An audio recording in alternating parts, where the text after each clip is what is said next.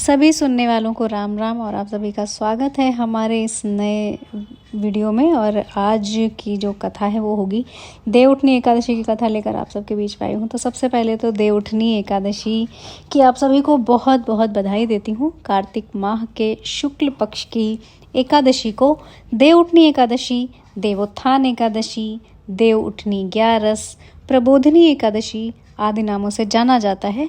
और इसी दिन श्री हरि विष्णु निद्रा से जागते हैं।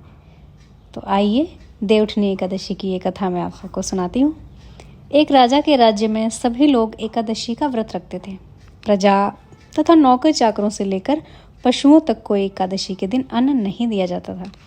एक दिन किसी दूसरे राज्य का एक व्यक्ति राजा के पास आकर बोला, महाराज कृपा करके मुझे नौकरी पर रख लें।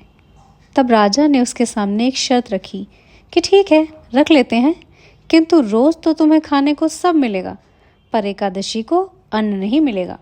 उस व्यक्ति ने उस समय हाँ कर ली, पर एकादशी के दिन जब उसे फलाहार का सामान दिया गया तो राजा के सामने जाकर गिड़गिड़ाने लगा, महाराज इससे मेरा पेट नहीं भरेगा, मैं भूखा ही मर जाऊंगा, मुझे तो अन्न चाहिए। राजा ने उसे शर्त की बात याद दिलाई, पर वह अन्न छोड़ने को राजी नहीं हुआ। तब राजा ने उसे आटा, चावल आदि दिए। वह नित्य की तरह नदी पर पहुंचा और स्नान कर भोजन पकाने लगा। जब भोजन बन गया तो भगवान को बुलाने लगा, आओ भगवान भोजन तैयार है। उसके बुलाने पर पीताम्बर धारण किए भगवान चतुर्भुज रूप में आ पहुँचे तथा प्रेम से उसके साथ भोजन करने लगे। भोजन करके भगवान अंतर ध्यान हो गए तथा वो अपने कमरे में चला गया। 15 दिन बाद अगली एकादशी को वो राजा से कहने लगा कि महाराज मुझे दुगना सामान दीजिए, उस दिन तो मैं भूखा ही रह गया। राजा ने कारण पूछा तो उसने बताया कि हमारे साथ भगवान भी खाते हैं, इसलिए हम दोनों के लिए ये सामान पूरा नहीं होता। ये सुनकर राजा को बड़ा आश्चर्य हुआ। वो बोला, मैं नहीं मान सकता कि भगवान तुम्हारे साथ खाते हैं। मैं तो इतना व्रत रखता हूँ, इतनी पूजा करता हूँ, पर भगवान ने मुझे तो कभी दर्शन नहीं दिए। राजा की बात सुनकर वो बोला, महाराज यदि विश्वास न हो तो साथ चलकर देख लें। राजा एक पेड़ के पीछे छिपकर बैठ गया। उस व्यक्ति ने भोजन बनाया तथा भगवान को शाम तक पुकारता रहा, परंतु भगवान न आए। अंत में उसने कहा, हे भगवान यदि आप नहीं आए तो मैं नदी में कूदकर प्राण दे दूंगा। लेकिन भगवान नहीं आए। तब वो प्राण त्यागने के उद्देश्य से नदी की तरफ बढ़ा।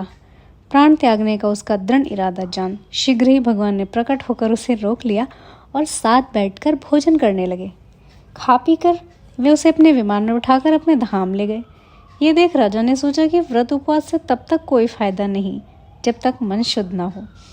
इससे राजा को ये ज्ञान मिला कि वो भी मन से व्रत उपवास करे, और राजा ने वैसा ही करना शुरू किया और अंत में उसको भी स्वर्ग की प्राप्ति हुई।